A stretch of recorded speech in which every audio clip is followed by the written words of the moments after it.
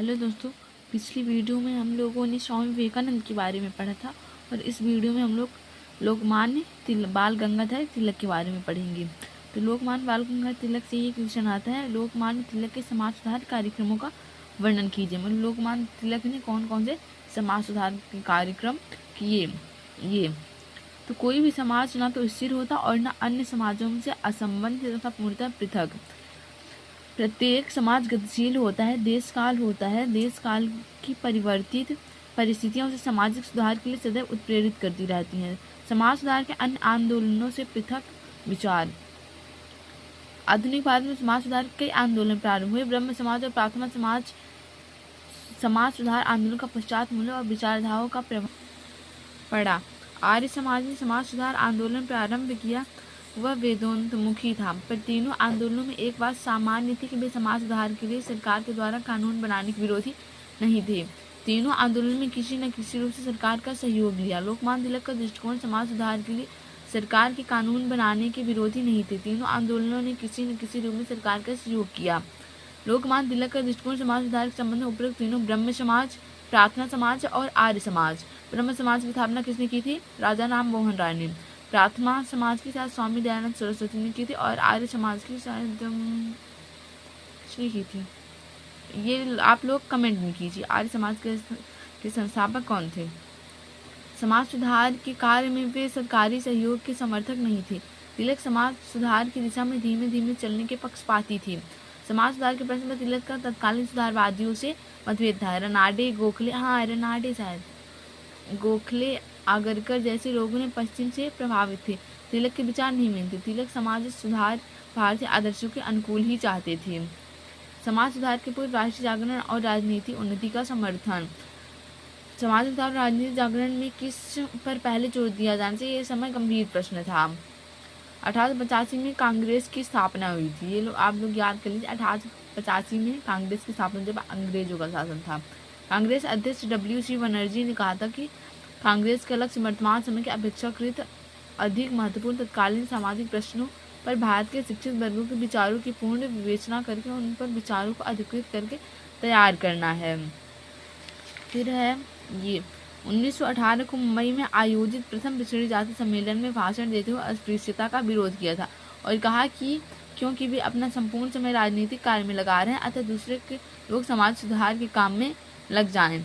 तिलक यह मानते थे कि राष्ट्रीय चेतना और समाज सुधार में अनिवार्यतः कोई संबंध नहीं है। उदाहरण के लिए उन्होंने कहा था कि बर्मा में भारत से अधिक स्वतंत्रता और सामाजिक सुधार है, पर वहाँ धर्म, देश या देशी व्यापार के संबंध भावनाओं का अभाव है। तिलक मानते सामाजिक सुधारों में हम परंपरावादी अनेक बुराइयों से मुक्त हो सकेंगे और अधिक विकसित आदर्श परंपराओं को स्थापित कर सकेंगे, पर उन्होंने इस बात पर इससे भी अधिक जोर दिया कि बिना राजनीतिक स्वतंत्रता के हम देश में अपनी सांस्कृतिक गरिमा को सुरक्षित नहीं रख सकते हैं। तो उधर साइड आप लोगों ने सामाजिक सुधार से पहले राजनीतिक जागरण का पक्ष उन्होंने रखा था और अब यहाँ रखना है सामाजिक सुधार में नौकरशाही के हस्तक्षेप के विरोधी। समाज सुधार में नौकरशाही सरकार का हस्तक्षेप बिल्कुल नहीं चाहते थे वो। ये तिलक समाज को धार्मिक सुधारने के लिए नौकरशाही के प्रयोग के विरोधी थे। ब्रिटिश नौकरशाही हमारी सामाजिक बुराई को दूर करने के पहल करे, इसके लिए तिलक स्वीकार नहीं करते, जो कि नौकरशाही सरकार समय ब्रिटिशों की ही थी। वो नहीं चाहते थे कि ब्रिटिशर्स इसमें हमारे समाज सुधार कार्यक्रम में किसी प्रकार का हस्तक्षेप करें। संस्कृति, धर्म, आचार विचार और परंपराओं की प्रगति कोई सम्मान भी नहीं था। ऐसी स्थिति में सोच लेना समाज में न्यायसंगत सुधार ला सकेंगे, गलत है। इसके बाद जाति प्रथा, छुआछूत, बाल विवाह आदि के संबंध में तिलक के विचार क्या क्या हैं। सब जाति प्रथा के संबंध में उस सीमा तक आगे नहीं जा सकते जिस सीमा तक राजा राम मोहन राय, स्वामी दयानंद गए। तिलक विभिन्न जातियों में विवाह के विरोधी थे, पर एक ही जाति में विभिन्न उपजाति के पारंपरिक विवाह के विरोधी नहीं थे। इसी प्रकार तिलक विधवाओं के पुनर्विवाह शास्त्र विरुद्ध मानते थे। जिन पर विधवाओं का पुनर्विवाह हुआ है वे जाति से वंचित नहीं हो सकती, ऐसा उनका मानना था। यह संभव है कि उनका स्थान कुछ कम कर दिया जाए। शास्त्र विरुद्ध, विधवाओं के पुनर्विवाह को शास्त्र विरुद्ध मानते थे तिलक। इसके बाद है छुआछूत।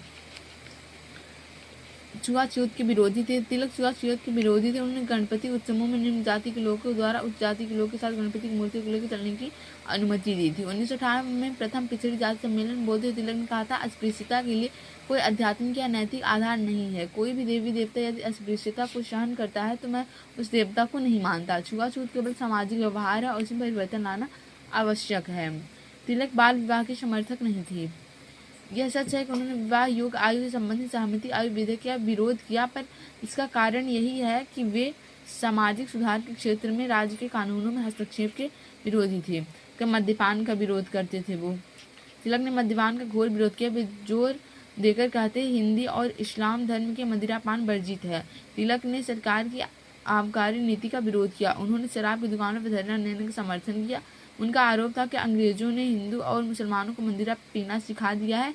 तिलक ने समय नशाबंदी आंदोलन में काफ़ी जोर पकड़ा और लोगों ने सरकार के दमन को सहा। तो ये थे तिलक के समाज सुधार आंदोलन। अब उनका राष्ट्रीय शिक्षा संबंधी विचार देखेंगे। तिलक भारतीय अशांति के अग्रदूत थे। तिलक उग्रवाद के मसीहा थे। उग्रवाद मतलब क्रोधी स्वभाव के थे।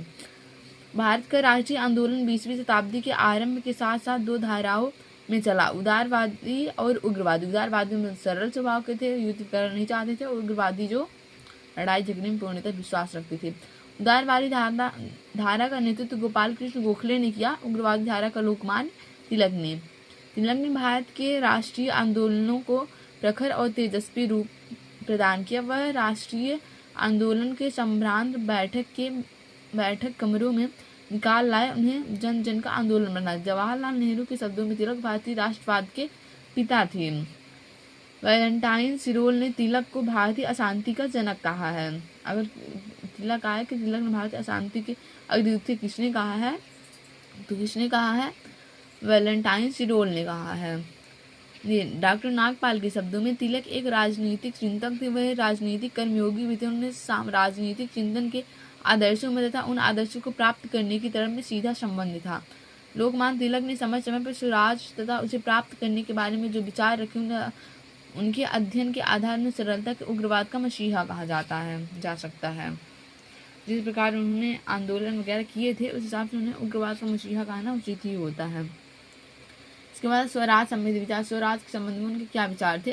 तो उनकी तो घोषणा ये थी कि स्वराज हमारा जन्मसिद्ध अधिकार है और हम इसे लेकर रहेंगे। ये उनका नारा था। लोकमान्य तिलक ने यद्यपि भारत में राष्ट्रीय आंदोलन धीरे धीरे चल रहा था, तथापि यह बड़ा विनम्रता और रचनाओं का आंदोलन था। भारत के अधिकांश नेता यह मानते थे भारत में ब्रिटिश राज एक वरदान। वे मानते धीरे धीरे अंग्रेजों का यह मांग की जाए कि भारत की राजनीतिक व आर्थिक सुधार किया जाए तथा भारतीयों को शासन में अधिक से अधिक अवसर प्रदान किए जाए। तिलक ने इस लक्ष्य को भारत के लिए बहुत छोटा और अपमानजनक माना। वह विचारक थे जिन्होंने स्पष्ट शब्दों में कहा कि भारत के राष्ट्रीय आंदोलन का उद्देश्य स्वराज है। उन्होंने घोषणा की थी, स्वराज हमारा जन्म सिद्ध अधिकार है और हम इसे लेकर रहेंगे। परंतु यह प्रश्न उठता है कि स्वराज में उनका तात्पर्य क्या था? जिस स्वराज को लोकमान्य तिलक ने भारतीय राष्ट्रीय आंदोलन का उद्देश्य बताया था, उसकी उनके मन में क्या कल्पना थी? इस संबंध में तिलक का मत था कि स्वराज का अर्थ है भारतीयों का भारत पर शासन। भारतीयों का भारत पर शासन ही स्वराज है। अपने से स्वराज का सार यह है कि हमें अपने घरेलू मामलों का प्रबंध अपनी इच्छा अनुसार करना चाहिए। इसके बाद स्वराज के प्रश्न का वास्तव में अर्थ है कि हमारे मामलों को नियंत्रण करने की शक्ति किसके हाथों में रहे। मैं कह चुका हूँ कि हम राजा क्राउन को नहीं हराना चाहते, परंतु हमारा मांग है कि हमारा शासन प्रबंध नौकरशाही के हाथों में न रहे, वरन यह हमारे हाथों में आ जाए। स्वराज का सही अर्थ था तिलक के शब्दों में। फिर साधन संबंधी विचार। उन्होंने साधन संबंधी क्या विचार दिए? तिलक ने केवल यही कहा कि स्वराज हमारा जन्मसिद्ध अधिकार है और हम उसे लेकर रहेंगे, बल्कि इसके साथ उन्होंने यह भी कहा कि हम इसे लेकर रहेंगे। उनकी मान्यता कि स्वराज प्रार्थना करने का, याचना करने से नहीं मिलता। स्वराज के लिए संगठित होना होगा, संघर्ष करना होगा। इस संघर्ष में भारत की विजय असंभावी है। तिलक ने कहा, यदि 2 शताब्दी पहले शिवाजी स्वराज स्थापित कर सके थे तो हम भी एक दिन स्वराज लेकर रहेंगे। तिलक उग्रवादी थे और संवैधानिक और याचनावादी उपायों के विरोधी थे।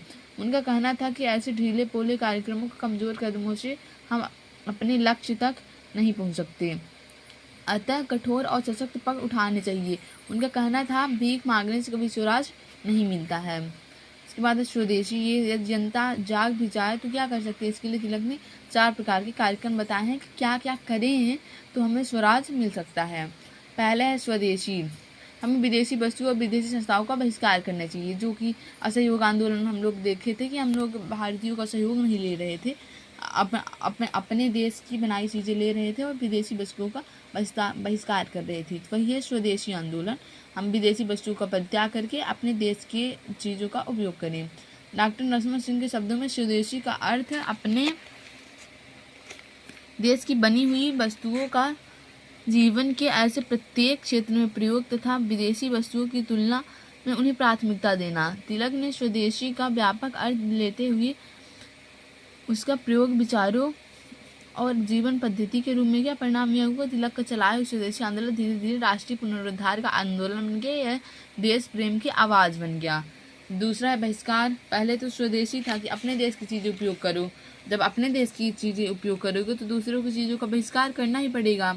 स्वदेशी आंदोलन का दूसरा पक्ष है बहिष्कार। हम अपनी वस्तुओं को तो अपना सकते हैं, जब हम विदेशी वस्तुओं का मोह त्याग के उनका बहिष्कार करें। विदेश में बनी वस्तुओं, विदेशियों द्वारा बनाई गई संस्थाओं के साथ साथ हम विदेशियों द्वारा बनाए गए कानूनों का भी बहिष्कार करना चाहिए। तिलक ने कहा तुम्हारे पास शस्त्र नहीं है और इसकी कोई आवश्यकता भी नहीं है, बहिष्कार के रूप में हमारे पास एक अधिक शक्तिशाली शस्त्र है। उन्होंने तुम अपने ही ऊपर शासन करने में विदेशी सरकार की सहायता न करो, यही बहिष्कार है। और यह हमारे कहने का आशय है कि बहिष्कार एक राजनीतिक शस्त्र है। हम कर वसूलने और शांति स्थापना में सहायता नहीं करेंगे। जो सरकारी सेवा में लोग थे तो भारत के लोग ही तो कर वगैरह वसूलते थे, तो अब तिलक ने कहा कि कर वसूल करने में उनकी मदद काहे कर रहे हो, तुम लोग अपने हिसाब से करो। फिर है निषेधात्मक प्रतिरोध। ये क्या होता है, बहिष्कार से मिलती जुलती चीज़ है निषेधात्मक प्रतिरोध। तिलक ने कहा था कि भारतीयों को अंग्रेजी संस्थाओं के कानूनों और आदेशों का पालन नहीं करना चाहिए, इस स्थिति में सिविल नाफरमानी भी कहा जाता है। तिलक के अनुसार ब्रिटिश राज के आज्ञाओं का उल्लंघन करके हम उनका प्रतिरोध कर सकते हैं और बुरी तरह परेशान कर सकते हैं। निषेधात्मक बहिष्कार ही है, चूँकि थोड़ा जो वो आदेश देते हैं उस आदेश को न मानना ही निषेधात्मक प्रतिरोध है। इसके बाद है राष्ट्रीय शिक्षा। राष्ट्रीय शिक्षा अगर बच्चों को या लोगों को मिलेगी तो वो समझेंगे कि हम लोग क्या कर रहे हैं, हमें स्वराज नहीं मिला, हम किसी के गुलाम हैं। राष्ट्रीय आंदोलन का तिलक के अनुसार रचनात्मक पक्ष यह है, इसमें सीधा उद्देश्य होना चाहिए, शिक्षा का व्यापक प्रसार होना चाहिए। ऐसी शिक्षा दी जानी चाहिए जो विद्यार्थियों को राष्ट्रवाद की भावनाएं भरे। शिक्षा के द्वारा जन जागरण के अभियान को बहुत गति दी जा सकती है। फिर है लोकमान्य तिलक के स्वदेशी राष्ट्रवाद तथा स्वतंत्रता संबंधी विचार लिखिए। लोकमान्य तिलक के राजनीति में सामाजिक विचारों का विवेचन कीजिए। अब लोकमान्य तिलक के सामाजिक राजनीति को सामाजिक विचार, ये पेपर में आने की संभावना बहुत ज़्यादा रहती है, तो आप लोग इसको अच्छे से तैयार कर लीजिएगा। तिलक जी का संक्षिप्त जीवन परिचय। तिलक जी थे कौन? बाल गंगाधर तिलक का जन्म 23 जुलाई 1856 को महाराष्ट्र के कोंकण जिले में हुआ था। वे चित्पावन ब्राह्मण परिवार से संबंधित थे। उनके पिता गंगाधर राव गणित एवं संस्कृति के प्रकांड विद्वान थे। गंगाधर राव का नाम आप लोगों ने सुना होगा। और उनकी माता पार्वती में धार्मिक महिला थी। पिता ने तिलक को संस्कृति, गणित और मराठी की अच्छी शिक्षा दिलाई। 15 वर्ष की आयु में तिलक का विवाह तापी बाई के साथ कर दिया गया। दुर्भाग्य 16 वर्ष की आयु में तिलक के पिता की मृत्यु हो गई, अतः उन्हें अनेक कठिनाइयों का सामना करना पड़ा, परंतु उन्होंने अध्ययन जारी रखा। 1876 में उन्होंने डेक्कन कॉलेज पूना में BA की परीक्षा उत्तीर्ण की और 1869 में 79 में कानून की डिग्री प्राप्त की। 1880 में तिलक जी ने सार्वजनिक जीवन में प्रवेश किया और मृत्यु पर्यंत इस क्षेत्र में सक्रिय रहे। इस 40 वर्ष के सार्वजनिक जीवन में उन्होंने राष्ट्रोत्थान में अपना तन मन धन लगा दिया। उन्होंने अपने सहयोगी आगरकर से मिलकर सस्ती शिक्षा की योजना बनाई और पूना में न्यू इंग्लिश स्कूल की स्थापना की। उन्होंने क्रांतिकारी विचारों का प्रचार करने के लिए 2 पत्रों अंग्रेजी में मराठी तथा मराठी में केसरी का संपादन प्रारंभ किया। फिर तिलक के राजनीतिक और सामाजिक विचार क्या थे? तिलक केवल एक प्रखर नेता ही नहीं, उच्च कोटि के राजनीतिक और सामाजिक विचारक भी थे। उनका अध्ययन बहुत गहरा था। उनके लेखों, भाषण एवं पुस्तकों से स्पष्ट विदित होता है कि तिलक का चिंतन बहुत प्रबुद्ध और मौखिक था। उन्होंने भारत के राष्ट्रीय आंदोलन को उग्रवादी रूप प्रदान किया तथा साथ ही विभिन्न सामाजिक, आर्थिक एवं राजनैतिक विषयों पर अपने ओजस्वी विचार भी व्यक्त किए। देखिए, प्रसिद्ध पत्रकार दुर्गादास के शब्दों में, राष्ट्रीय मंच पर तिलक का अद्भुत स्थान था। लोग स्नेह तथा सम्मान से उन्हें लोकमान्य जनता प्रिय नायक कहकर पुकारते थे। वैलेंटाइन सिरोल ने तिलक को भारतीय अशांति का जनक कहा था। तिलक के सामाजिक एवं राजनीतिक विचार, स्वराज संबंधी विचार, वो स्वराज हमेशा से चाहते थे। उदारवादियों के सर्वथा विपरीत तिलक ने कहा था कि भारत के राष्ट्रीय आंदोलन का उद्देश्य स्वराज प्राप्त करना है। तिलक चाहते थे कि भारत शासन पूरी तरह भारतीयों के हाथ में हो। उन्होंने कहा था, हम जो नए विचारों के लोग हैं अपना झंडा स्वराज से 1 इंच भी नीचे नहीं रखेंगे। तिलक वे पहले राजनीतिक विचारक थे जिन्होंने कहा था, स्वराज हमारा जन्मसिद्ध अधिकार है और हम लेकर रहेंगे। स्वराज के बिना हमारा जीवन और धर्म व्यर्थ है। तिलक के शब्दों में ये चीज़ें। फिर है स्वदेशी की गरिमा, स्वदेशी की धारणा। लोकमान्य तिलक का कहना था कि भारत का उद्देश्य स्वराज प्राप्त करना अवश्य है, परंतु उस उद्देश्य की प्राप्ति यातनाओं और प्रार्थनाओं से नहीं हो सकती। इसलिए शक्तिशाली संघर्ष करना पड़ेगा। भीख मांगने से स्वराज नहीं मिलता। तिलक जन आंदोलनों के पक्ष में थे। स्वराज के संघर्ष में विजयी तभी संभव है जब व्यापक रूप से जनता उसमें भाग ले। इसके लिए वो सारे देश में जन जागरण अभियान चलाना चाहते थे। उन्होंने शिवाजी महोत्सव तथा गणेशोत्सव में माध्यम से जनता को जागृत किया, इसलिए उन्हें लोकमान्य कहा गया। संघर्ष के रूप में तिलक ने स्वदेशी आंदोलन का मार्ग सुधारा। स्वदेशी आंदोलन के 4 सोपान उन्होंने बताए थे। पहला है स्वदेशी बहिष्कार, निषेधात्मक प्रतिरोध, राष्ट्रीय शिक्षा। 1950 में वंग भंग के पश्चात तिलक ने इनका बहुत प्रसार किया, जब बंगाल पाकिस्तान से अलग हो गया था तब का। तिलक ने सिंहनाद करते हुए कहा, स्वदेशी हमारी अंतिम पुकार है, इसी के सहारे हम बढ़ेंगे। शासन से मोर्चा लेने के 2 उपाय हैं, स्वदेशी और बहिष्कार। उन्होंने कहा कि भारतीयों को स्वदेशी वस्तुओं को अपनाना चाहिए तथा विदेशी वस्तुओं कानूनों का बहिष्कार करना चाहिए। उन्होंने राष्ट्रीय शिक्षा पर भी बल दिया। तिलक ने हमारा उद्देश्य स्वशासन है और इस पर यथाशीघ्र प्राप्त करना चाहते थे। फिर उनका स्वतंत्रता संबंधी विचार। एक राजनीतिक विचारक होने के नाते तिलक स्वतंत्रता की अवधारणा से परिचित थे। उन्होंने स्वतंत्रता संबंधी विचार भी व्यक्त किए, परंतु उनकी स्वतंत्रता की धारणा पाश्चात्य धारणा से कुछ भिन्न थी। तिलक स्वतंत्रता को राजनीतिक ही नहीं आध्यात्मिक रूप से भी देखते थे। तिलक के शब्दों में स्वतंत्रता स्वशासन की आत्मा है। स्वशासन की दैवी प्रवृत्ति कभी समाप्त नहीं होती। स्वतंत्रता व्यक्तिगत आत्मा का प्राण है। इसे वेदांत ने ईश्वर का रूप माना है। इसका अर्थ यही है कि तिलक ने राजनीतिक स्वतंत्रता की अपेक्षा की, बल्कि वह राजनीतिक स्वतंत्रता को आध्यात्मिक स्वतंत्रता की आवश्यक शर्त मानते थे। जो समाज राजनीतिक रूप से स्वतंत्र नहीं है, वह नैतिक और आध्यात्मिक रूप से स्वतंत्र कैसे हो सकता है। फिर है राष्ट्रवाद संबंधी विचार। तिलक एक राष्ट्रवादी विचारक थे। वह अपने देश को प्राचीन गौरवमय स्थान फिर से प्रतिष्ठित होते देखना चाहते थे। एक राष्ट्रवादी के रूप में तिलक चाहते थे कि विश्व राजनीति और आर्थिक रूप से सशक्त बने ताकि विश्व में उसका सम्मान हो। तिलक ने कहा था, अपनी विशाल भूभाग, अपरिमित साधन और अपार जनसंख्या के आधार पर भारत विश्व की महान शक्ति बनने की आकांक्षा रखता है। तिलक हिंदू और मुसलमान में कोई भेद नहीं करते थे, तथापि एक अच्छे हिंदू होने के नाते उन्हें हिंदू धर्म पर गर्व था। कई बार उन पर यह आरोप लगाया गया कि वह सांप्रदायिक थे। इस आरोप की असत्यता का इससे बड़ा प्रमाण क्या हो सकता है कि जिन्ना ने कहा था, तिलक मेरे गुरु हैं। जो कि जिन्ना प्रधानमंत्री बने थे वो मुस्लिम समुदाय के थे, तो उन्होंने कहा था, तिलक मेरे गुरु हैं। फिर अंतरराष्ट्रवाद संबंधी विचार। तिलक एक ऐसे राष्ट्रवादी थे जिनका अंतरराष्ट्रीयता में पूरा विश्वास था।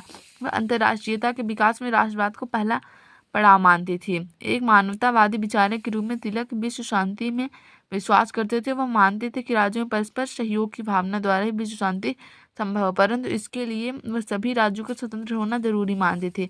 सभी राज्यों द्वारा विश्व शांति में सहयोग तभी दिया जा सकता है तब उन राज्यों पर किसी अन्य राज्य का शासन ना हो। इस प्रकार तिलक समाजवाद के विरोधी थे। फिर उनके सामाजिक विचार। एक विचार के रूप में तिलक इस विषय में स्पष्ट थे कि जब तक समाज जागृत नहीं होगा स्वतंत्रता नहीं हो सकता। इसलिए उन्होंने सामाजिक समस्याओं के संबंध में समाज की जागृति के विषय में विचार व्यक्त किए थे। तिलक मानते थे कि समाज की जागृति के लिए सर्वाधिक आवश्यक है राष्ट्रीय शिक्षा। शिक्षा का बड़े पैमाने पर प्रसार होना चाहिए। शिक्षा ऐसी होनी चाहिए जिससे बच्चों में देश प्रेम की भावना विकसित हो और वे देश के लिए त्याग करने के लिए भी तैयार हो जाएं। फिर है आर्थिक विचार। उनके क्या थे? तिलक का आर्थिक चिंतन भी राष्ट्रवाद पर आधारित था। वह भारत की आर्थिक दुर्दशा से बहुत दुखी थे और चाहते थे कि भारत की दरिद्रता समाप्त हो जाए, जो स्वामी विवेकानंद चाहते थे। भारत की गरीबी के लिए ब्रिटिश साम्राज्यवाद को दोषी मानते थे। तिलक ने कहा था कि इंग्लैंड के पूंजीपतियों को बचाने के लिए भारत के कुटीर उद्योगों को उजाड़ा जा रहा है। तिलक साम्यवाद के विरुद्ध नहीं थे, परंतु आर्थिक समस्याओं के प्रति उनका दृष्टिकोण मानवतावादी और धार्मिक भी था। तिलक ने कहा था, हिंदू शास्त्रों के अनुसार जो व्यक्ति अपनी आवश्यकता से अधिक संचय करता है वह पापी है। इस तरह तिलक समतावादी थे। मूल्यांकन। डॉक्टर नागपाल के शब्दों में, भारतीय राष्ट्रीय आंदोलन के इतिहास में, आधुनिक भारतीय चिंतन के इतिहास में लोकमान्य तिलक एक युगीन स्थान है। एक विचारक के रूप में लोकमान्य तिलक का मूल्यांकन करते हुए डॉक्टर बीपी वर्मा ने कहा है, तिलक ने राजनीतिक दर्शन के विचारक के रूप में हमें राष्ट्रीयता का नूतन सिद्धांत प्रदान किया है।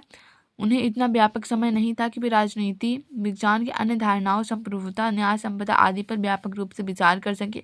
यद्यपि इन सबों संकेत उन्होंने किया है, उनकी राष्ट्रीयता का सिद्धांत प्राचीन व पाषाण शिक्षाओं का सुंदर समन्वय है। वे लोकतंत्र में विश्वास करने वाले थे, अतः उनका जन समुदाय पर अद्वितीय प्रभाव था। उन्होंने राजनीति के लिए आदर्शवादी या अमूर्त चिंतन नहीं अपनाया था। वे यथार्थवादी पंथ के अग्रणी थे, किंतु वे शक्ति, प्रपंचना और तत्कालीन सफलता में विश्वास नहीं रखते थे। अतः हम उनके राज्य दर्शन को लोकतांत्रिक यथार्थवाद कहते हैं, जिसका आधार राष्ट्रीयता है। लोकतांत्रिक यथार्थवाद, ये शब्द आप लोगों को आगे देखने को और सुनने को जरूर मिलेगा। ये बहुत अच्छा शब्द है। उसके बाद है श्री अरविंद घोष, जो हम अगले वीडियो में पढ़ेंगे। ये वीडियो बहुत लंबी हो रही है। ठीक है, धन्यवाद।